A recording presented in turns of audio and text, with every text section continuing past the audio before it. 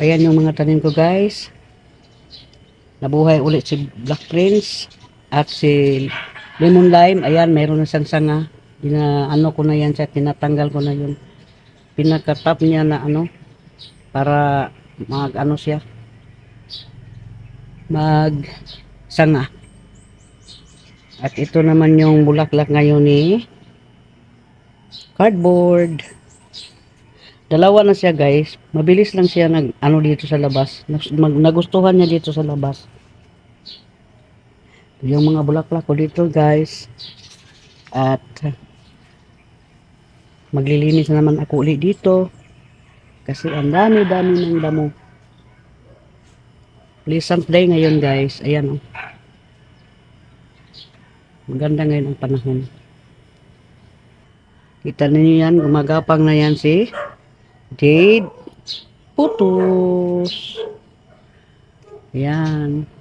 Pinabayaan ko lang siyang gagapang dyan guys.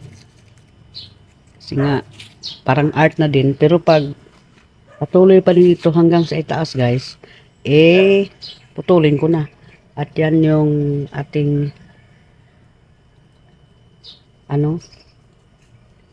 golden photos. Marami pa akong trabaho dyan guys. Oh, marami pa akong dadamuhan dyan. Mabilis kasi tumutubo yung mga damo dyan dahil nga umuulan. Till my next video guys. Hello guys. Alis na naman kami. Papunta kami somewhere. Kukunin namin yung mga laman loob ng apoy. Kasi nga hindi siya kasali sa pagluto. Dahan-dahan na po kami.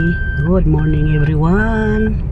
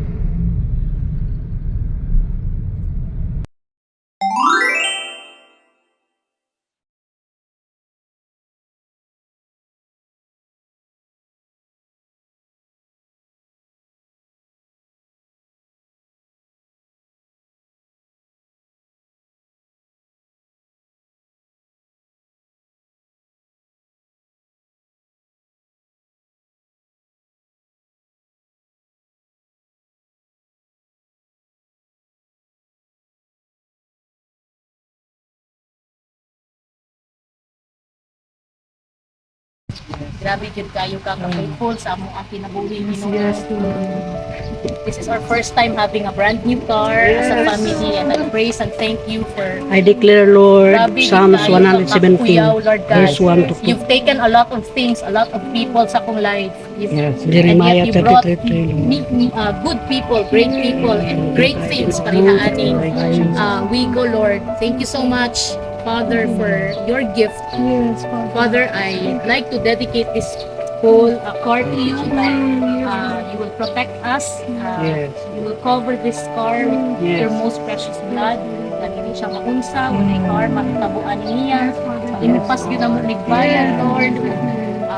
Hindi siya magpabadlog, hindi na pabaya may trip. Ani, mga yung katuko, muhang grasya, especially ka nang mag-travel ni, long travels, kauban, especially si Mima, Lord, hindi kayo maglaag-laag, ako manghod. Salamat yun tayo, Lord God. Even ang timing dito sa pagdalaan ng car, March 8, birthday sa akong papa. Yes. It's an amazing thing na inuhag yun siyang timing, Lord, just to remind us nga, katong lifestyle na mo sa una nga maglaag-laag, padayon gihapon to, kay ikaw ang among amahan sa langit. Walang gyud minimo pasagdan sa Guys, ngayong araw na ito ay Sabado at oras na ng pag-tune up kay Speedy. Kailangan na talaga guys. Kasi more than 1,000 na yung natakbo namin. So, need na talaga niya na magpapa-tune up. At, ayan. Sana ay nandiyan kayo sa mabuting kalagayan. Yung mga lahat na nagpa-follow sa akin at nagwa-watch sa aking video. Thank you so much. At happy weekend sa lahat.